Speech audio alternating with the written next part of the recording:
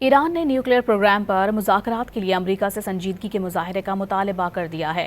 ایرانی وزیر خارجہ نے تیانجن میں چینی میڈیا کو انٹرویو میں موجودہ صورتحال کا ذمہ دار امریکہ کو ٹھہرایا۔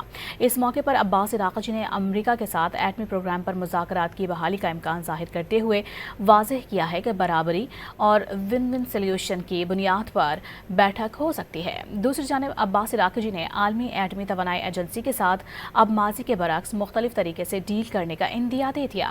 انہوں نے باور کروایا ہے کہ ایران این پی ٹی کا حصہ رہتے ہوئے معاہدے کی پاسداری ضرور کرے گا، البتہ آئی اے ای کی جانبدارانہ رویے کے باعث اس کے ساتھ تعاون اب مختلف طریقے سے ہوگا۔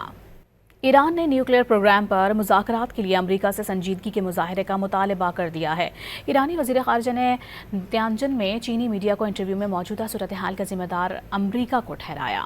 اس موقع پر عباس عراقچی نے امریکہ کے ساتھ ایٹمی پروگرام پر مذاکرات کی بحالی کا امکان ظاہر کرتے ہوئے واضح کیا ہے کہ برابری اور ون ون سلیوشن کی بنیاد پر بیٹھک ہو سکتی ہے۔ دوسری جانب عباس عراقچی نے عالمی ایٹمی توانائی ایجنسی کے ساتھ اب ماضی کے برعکس مختلف طریقے سے ڈیل کرنے کا اندیا دے دیا۔